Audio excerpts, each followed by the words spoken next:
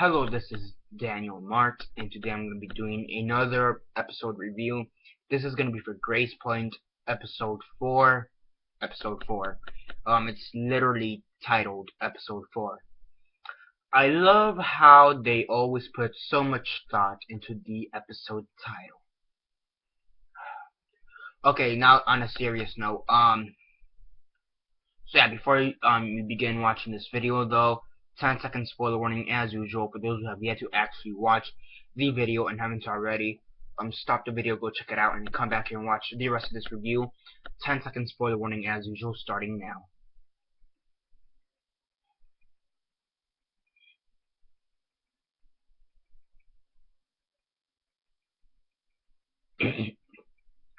Okay, so 10 seconds are up. So for those who have yet to actually watch the episode and haven't already, please don't comment down below or be messaging me that never gave you a fair warning, because as usual I did. So yeah, so as usual, quick synopsis, likes and dislikes, and then the rate. Okay, so they're still trying to figure out, in the episode, they're still trying to figure out who killed Danny Salano, which has basically been the topic or the basic plot for this whole season and show as as a whole, basically. So yeah, now this time around, they are trying. They from the last in the last episode, they found a phone number in one of Danny Salano's pockets from his jacket, and now they're trying to track down the number, and they found a man whose number this possibly belongs to. So yeah, at the same time, they get some evidence that possibly hints Danny Salano's sister's boyfriend, the boyfriend of the sister of Danny Salano. They found some evidence that incriminates him to the possible crime, and he's basically interviewed, and basically his alibi is that he knows Danny Salano because he dates the sister, but he doesn't know him on a personal level. That they've talked before on just general stuff, such as life, but they've never actually hung out before.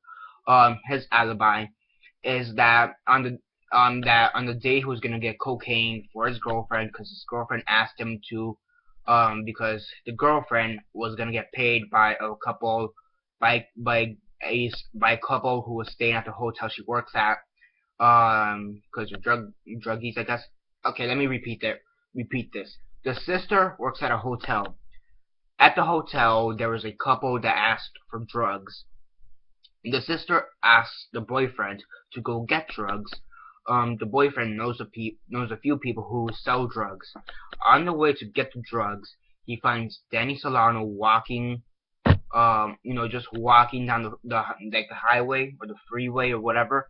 He picks him up on his motorcycle, and then he says he goes off at the gas station, picks up a few things. He picks up a few things. Danny Salano gets off the bike as well, and he steals a pin, like one of those souvenir pins, and as well as a crossword puzzle book. They end up at the drug dealer's house, and the boyfriend and Danny Salano are arguing, due to the fact that he stole stuff and the boyfriend didn't know that he shouldn't be doing this, and blah blah blah blah blah. They eventually go back to the Salano house, drops Danny Salano off, and then next day the kid's murdered, or a day or two afterwards, and the boy's murdered, killed, murdered, whatever. So yeah, he says that on that day, that was 2 days after he was murdered, because the next day he went to work at his uncle's restaurant, which was proven by both video cameras and the time thing, that when you check into your work, the time thing. So yeah. Then you also have the crazy telephone guy or repairman, whatever, who's hearing messages from God. The priest confronts the guy, saying, don't, if you want to talk to someone, go talk to a psychiatrist. That they have me, the priest says that they have me to talk to. And apparently it seems that Beth, who is a mom, and the priest have some kind of history, aside from spiritual history. It seems that they went to high school together. but it seems to have they're more than friends, more than spiritual, spiritual whatever, priest and consultant. I have no idea what you call it, but seems like they used to go out or something, so they have some interesting history behind there. Um, so yeah. What else is there? They're still trying to find the guy. The guy apparently is this hitchhiker who Danny Salano's, I won't say boss, but mentor, who's a fisherman. The fish, not fisherman, but bait shopkeeper, whatever you want to call it. Um, he he saw the hitchhiker before. Apparently, Beth has also seen the hitchhiker before, days before the boy was murdered. So now it's getting very intertwined. Um, so yeah, now that's just becoming a big mess. I mean, it's a good show. It's just that all the stories are becoming convoluted, which I guess makes sense because to make it more mysterious and more confusing. But which is, I guess, in some ways it's a good thing because now you don't know who's with what and who's doing who and what's going on. But at the same time, it's kind of bad because it does get hard to follow. So it's one of those things that's good, but it's bad at the same time. So yeah, the acting I do like. I am starting to warm up to the acting because at the first few episodes I didn't really like the acting that much. I thought it was kind of cheesy at times, but now I'm starting to warm up to it. I think they are doing better. Same thing with the writing. It is getting a bit better in my opinion. The mystery of who killed Danny Salano is very interesting because it seems that every person, like it seems like every episode focuses on one or two people. The first one was basically the introduction into the murder, and then the second one was like with the father, I believe, with the father and the sister, the and the sister's co-worker. The third one was with like the priest and the mother and Vince, who is the dad's co-worker, a bit more on the dad. That was the third episode. And the fourth one, here the fourth one, it's the boyfriend and a bit on the fisherman, kind of, but not really, but mostly the boyfriend and a new and the hitchhiker. And it seems like the one for next week is gonna be the fisherman, the fisherman and the friend, and Danny Salano's best friend.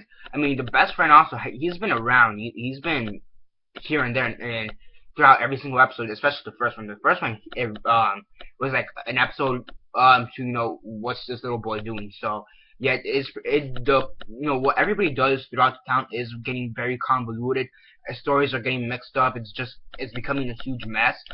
Which I guess, as I said before, it's good, but at the same time it's bad because you don't know what's going on, which is good, but at the same time it starts confusing you at times. You start forgetting stuff, and you think other things and whatever.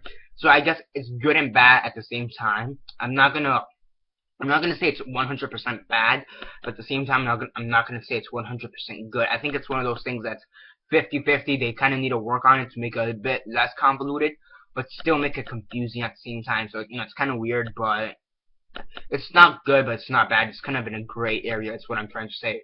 Aside from that, the story is getting better as a whole. Aside from the whole mess of evidence and whatnot and stories, the story as a whole is getting good and progressing forward.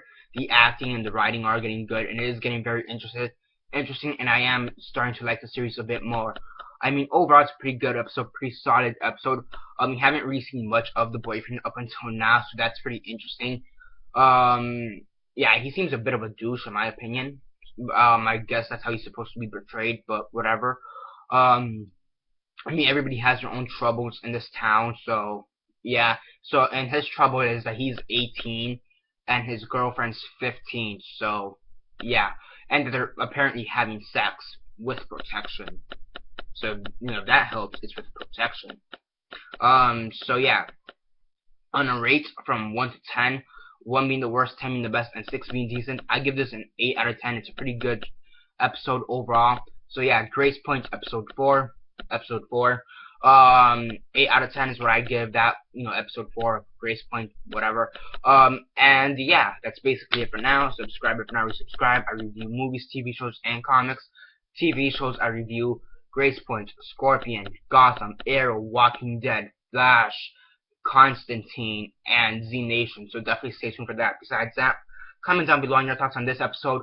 Like the video, share on Facebook, Twitter, MySpace, or whatever you guys prefer. And that's basically it for now. This is Daniel Mart signing off.